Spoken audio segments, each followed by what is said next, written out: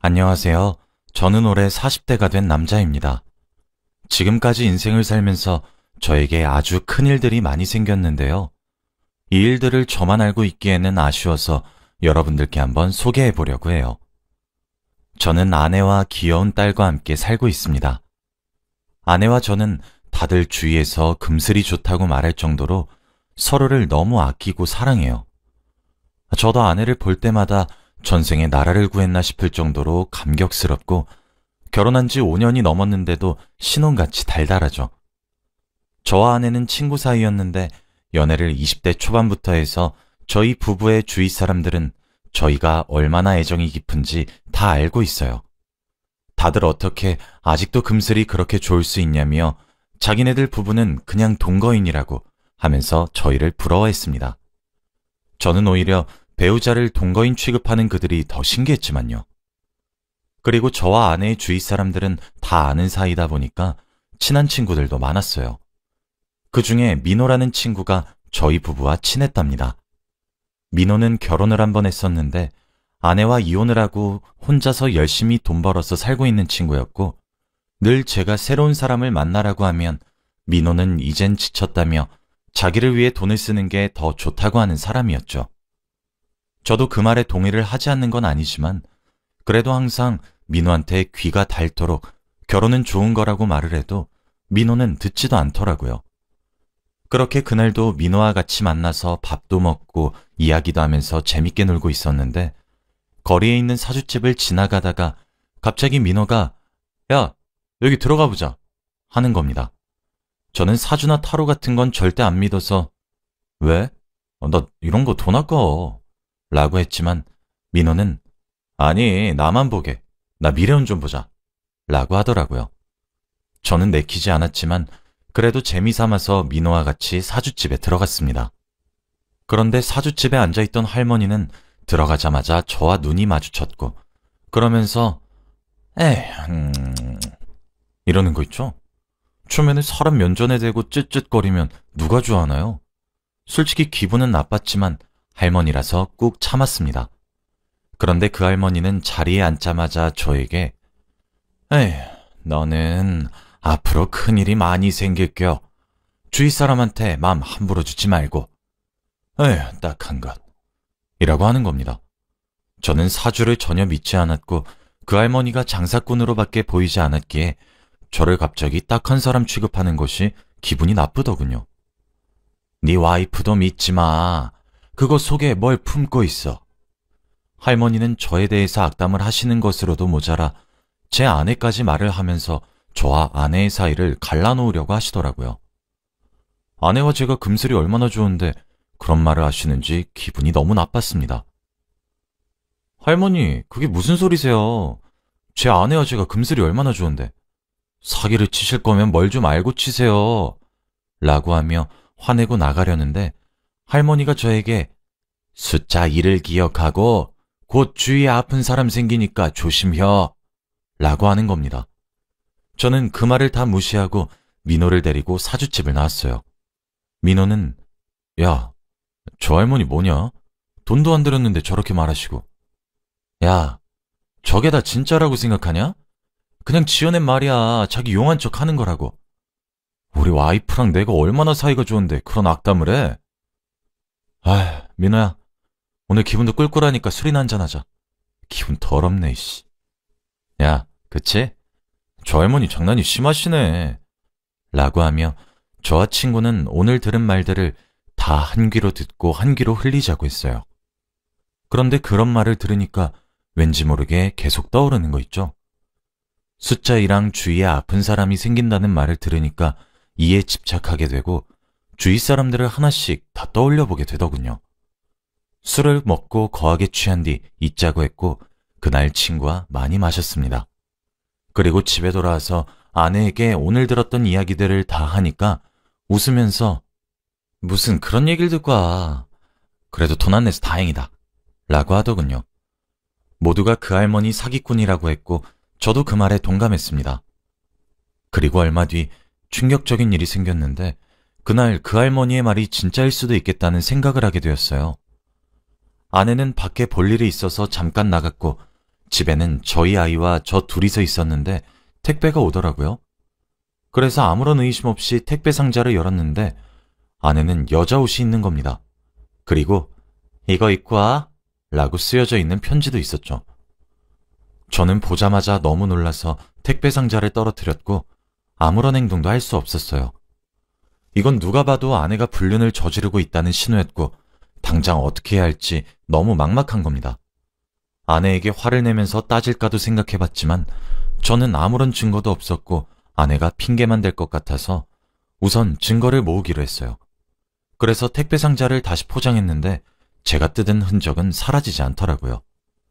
그리고 몇 시간 뒤 아내가 집으로 왔고 저는 아내가 택배 상자를 보고 무슨 반응을 보일지 궁금해서 유심히 지켜봤습니다.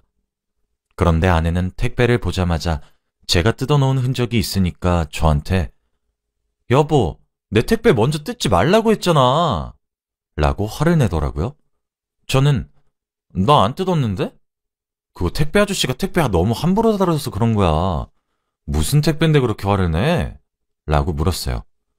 아내는 말없이 택배를 뜯더니 놀라했고 제 눈치를 보더라고요. 택배 안에 있던 물건을 봤으면 제가 이렇게 태어날 수가 없다는 것을 아내도 알았는지 택배를 열지 않았다는 사실을 믿더라고요. 그러고는 택배 상자를 들고 방에서 나갔습니다. 저는 아내의 모습을 보고 정말로 불륜을 확신했고 그때 그 할머니의 말이 머릿속으로 스쳐 지나가더라고요. 아내를 믿지 말라는 말과 속에 무엇을 품고 있다는 말이 다 이 일을 예언하시고 말하신 거겠죠. 저는 도저히 어떻게 해야 할지 모르겠어서 민호에게 전화를 걸어서 만나자고 했어요. 그때까지 저는 이혼을 해야 할지 고민도 되어서 한번 경험이 있는 민호를 불러 조언을 듣고 어떻게 해야 할지 물어보려고 했거든요. 민호를 만나고 모든 일들을 다 말했습니다. 민호야, 나 어쩌냐 진짜? 난 우리 부부가 금슬 좋고 사이 좋은 줄 알았는데 어떻게 내 와이프가 나한테 이럴 수 있냐? 어떻게 딴 놈이랑... 정말 그 할머니 말이 맞나 봐. 와이프 믿지 말라고 한 거. 야, 아니야. 우연일걸? 너무 섣부르게 판단하지 마. 그리고 그 친구가 보낸 걸 수도 있잖아. 아니야. 누가 봐도 남자가 보낸 거야. 나 이혼하고 싶은데 어떻게 해야 하니? 민호는 자신의 경험을 예로 들어서 우선 증거를 모으라고 했어요. 당장 증거를 모아서 변호사를 찾아가 이혼 소송을 진행하라고 했죠. 마음 같아선 그렇게 하고 싶었지만 저희에겐 아이도 있었고 무엇보다 제가 아내를 너무 좋아했습니다. 그렇게 불륜인 것을 알고도 아직까지 좋아하는 저를 보니까 스스로 화가 나더군요. 우선 그날은 민호가 저를 위로해 주었고 저는 민호에게 신세한탄을 했어요. 민호 같은 친구가 없었다면 큰일 날 뻔했습니다. 그리고 저는 그날부터 아내의 사생활에 간섭을 하며 불륜 증거를 모으기 시작했어요. 아내 차 블랙박스랑 휴대폰까지 싹 다 보았는데 전혀 증거가 안 나오더라고요. 그런데 증거는 바로 통화 기록이었습니다. 아내는 최근 2달 동안 한 사람에게만 자주 전화를 했었는데 그 사람은 바로 제 친구 민호였어요. 둘은 원래 친한 사이라서 자주 안부 전화도 하는데 거의 매일 전화하진 않거든요. 그런데 아내와 민호를 하루에 2번 이상 전화를 꼭 했습니다. 솔직히 민호는 저의 가장 친한 친구이기도 하고 제 고민을 듣고 위로까지 해준 친구니까 민호는 절대 그런 애가 아닐 거라고 확신했고 민호가 아내에게 전화를 한 이유가 제가 말한 얘기를 아내에게 전해줘서 저와 아내를 화해시키려고 전화를 자주 했다고 생각했어요. 그래서 아내도 제가 지금 자신의 불륜을 의심하고 증거를 찾고 있다는 것을 알고 있을 것 같았죠. 저는 그날 아내가 퇴근하고 집에 와서 진지하게 그때 온 여자 옷이 들어있던 택배에 대해서 물어봤습니다. 제 상식선으로는 도저히 여자가 보내줬다고 생각할 수 없었고 아내가 어떤 핑계를 댈지 궁금했거든요. 여보, 사실 나 그때 그 옷 택배 봤어. 누가 준 거야? 아, 그거? 친구가 줬지. 내 생일 선물 못 챙겨줘서 미안하다고 선물해주던데? 그럼 쪽지는? 그냥 장난친 거지. 여자들끼리 이런 장난 많이 쳐.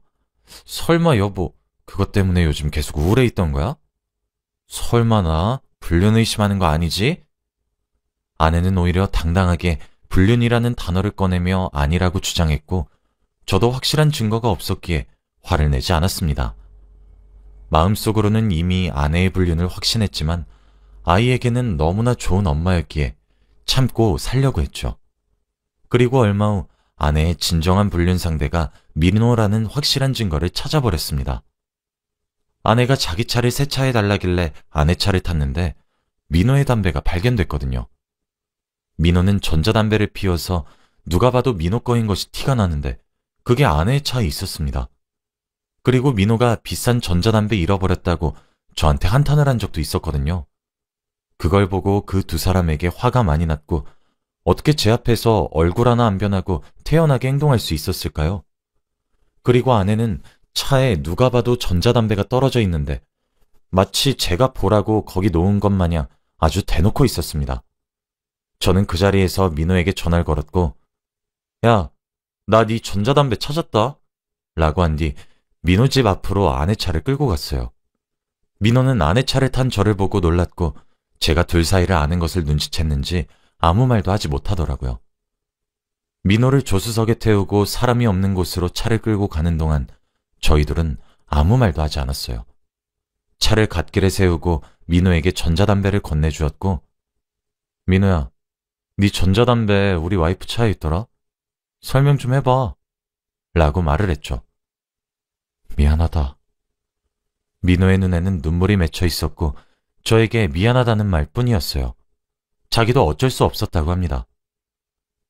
내가 너한테 솔직하게 말하려고 했는데 네가 너무 힘들어하니까 말할 수 없었어. 그리고 네 아내가 너한테 어떤 존재인지 내가 다 아는데 정말 미안하다. 앞으로는 절대 네 눈에 안 띌게. 미안해. 민호는 저에게 사과를 하고 차에서 내렸고 저는 차 안에서 펑펑 울었네요. 가장 친한 친구와 아내의 불륜이라뇨. 처음에는 꿈을 꾸는 줄 알았습니다. 그날 집으로 돌아가서 아내에게 모든 사실을 다 밝혔더니 아내도 할 말이 없는지 이혼을 하자고 하더라고요. 대신 위자료 많이 주겠다고 양육권도 가지라고 하면서요. 그리고 저와 아내의 인연은 끝이 났습니다. 주위 사람들은 금슬이 좋던 저와 아내의 이혼 소식을 듣고는 무슨 일이냐고 연락이 많이 왔고 거기다 대고 다른 남자와 불륜을 저질렀다고 말하기에는 너무 민망했어요.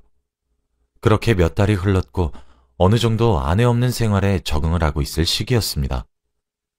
아이는 한창 엄마의 손길이 필요할 때인데 엄마가 없으니까 너무 외로워하더군요. 그래도 엄마의 빈자리를 채워주기 위해서 아이에게 헌신을 다했습니다. 일을 마치고 와서 힘들어 죽을 것 같아도 아이와 몇 시간 동안 놀아주었고 잠에 들 때까지 옆에 있어준 뒤 저는 밀린 집안일을 해야 했죠. 그리고 아침이 되면 유치원에 보내주고 출근을 했습니다. 아무래도 혼자서 벌다 보니 아이 하나 키우는 것이 많이 벅차기도 했고 아이가 말을 안 듣거나 너무 힘들 때는 혼자 화장실에 들어가서 아이가 자는 동안 많이 울기도 했어요. 그래도 지금은 많이 적응돼서 울지는 않습니다. 그런데 어느 날 갑자기 누군가에게 전화가 왔어요. 바로 제 친구였던 민호입니다. 아내와 이혼하고 단 한 번도 연락해 본 적 없는 민호가 몇 달 만에 이렇게 전화가 오니까 이상하더라고요. 둘이서 행복하게 잘 살고 있다고 안부 전화하는 건가 싶어서 처음 전화는 받지 않았어요. 그런데 계속해서 전화가 울리길래 어쩔 수 없이 받았습니다.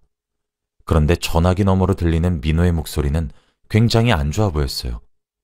흐느껴 울면서 저에게 내가 죄책감이 생겨서 안 되겠다야 라고 했죠. 이제야 친구 아내와 불륜을 저지른 것에 대해서 죄책감을 느낀 건가 싶어서 퉁명스럽게 왜? 라고 했는데 민호가 하는 말은 정말 충격적이었습니다. 민호는 저에게 나 네 와이프랑 바람난 거 아니야. 다 네 와이프가 시킨 거라고 임마 라고 했거든요. 도대체 그게 무슨 소린가 했더니 알고 보니 민호는 아내의 부탁을 받고 연기를 한 거였습니다. 네 와이프 지금 병원이야. 갑상선 암이라고. 알고 보니 아내는 갑상선암 투병 중이라서 저와 이혼을 했던 것이었습니다. 그런데 제가 알고 있는 갑상선암은 쉽게 치료할 수 있다고 생각했는데 그게 아니었죠. 아내는 운이 나빠서 종양 크기도 크고 위치도 좋지 않은 악성이었다고 해요. 그래서 의사 선생님도 갸우뚱거리시면서 수술해도 재발할 수 있다고 했지만 그래도 고집해서 아내는 수술을 했는데 결국 재발을 하고 말았고 결국 지금은 죽음을 기다리고 있다고 하더라고요. 저는 너무 아내가 죽을 수도 있다는 소리에 당장 민호에게 들은 병원으로 갔고 아내가 있는 병동은 바로 호스피스 병동이었습니다. 제가 알고 있는 이 병동은 생을 마감할 때를 기다리고 있는 환자들이 지내는 곳이라 일반 병동이랑 띄어져 있다고 들었는데 정말 그렇게 생겼더라고요. 저는 설마 하는 마음으로 병실 문을 열었는데 거기에는 얼굴이 헬쑥해져서 누가 봐도 아픈 사람처럼 생긴 아내가 침대에 누워 있었어요. 저는 아픈 아내를 보자마자 눈물이 왈칵 쏟아졌고 아내도 그런 저를 보고 많이 놀란 눈치더라고요. 그러면서 저에게 당신이 어떻게? 라고 했고 저는 그런 아내를 와락 안아버렸어요. 너 바보야? 왜 나한테 말을 안 해? 미안해. 내가 다 잘못했어. 아내와 대화를 하면서 알게 된 건 아내는 저를 너무 사랑해서 자기가 죽고 떠나도 자기를 잊고 행복하게 살았으면 좋겠다는 마음으로 민호와 그런 자작극을 펼친 거였다고 합니다. 택배도 전자담배도 다 계획한 거였고요. 그리고 2달 동안 전화를 자주 한 것도 아내가 민호를 설득하기 위해서 그랬다고 합니다. 사주 할머니가 말한 숫자 2가 바로 이거였나 봐요. 그리고 주위에 아픈 사람이 생긴다는 것도 바로 아내였고요. 내가 그렇게 모질게 하고 떠났으면 잘 살 것이지. 왜 나를 다시 찾아와. 내가 악역이어야 나를 금방 잊지. 민호도 참. 그때 민호가 병실 문을 스르륵 하고 열었고 저희 둘을 보고 웃더라고요. 민호는 이제서야 자신의 속마음을 이야기했습니다. 민호와 제가 사주를 보러 갔을 때 그때가 저희 아내가 민호에게 부탁을 하고 있었을 때래요. 민호는 저에게 그런 상처를 줄 수 없다고 거절했지만 아내는 죽을 사람 소원 한 번만 들어달라고 사정사정을 했다고 합니다. 그리고 민호는 결국 2달 동안 고민을 했다고 하네요.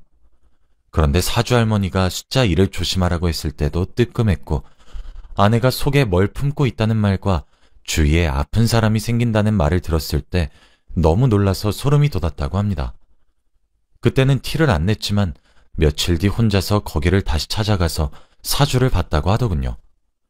그리고 지금 아내는 임종을 바라보고 있어요. 저는 아내 옆에서 간호를 열심히 하고 있고 아내의 마지막 순간까지 함께 하려고 합니다. 아내는 아직도 자신의 계획이 제대로 마무리 못 지었다고 자기가 죽어도 다른 여자 만나서 행복하게 살라고 하지만 저는 절대 그럴 생각이 없어요.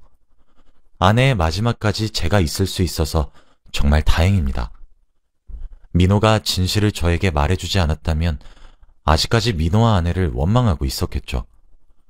아내는 자기가 나쁜 사람으로 남겨져야 제가 아내를 쉽게 잊는다곤 하지만 아내는 저에게 처음이자 마지막 여자라 아무리 저에게 나쁜 짓을 해도 절대 잊을 수 없을 거예요.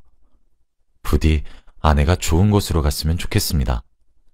제 사연은 여기까지이고 들어주셔서 감사합니다.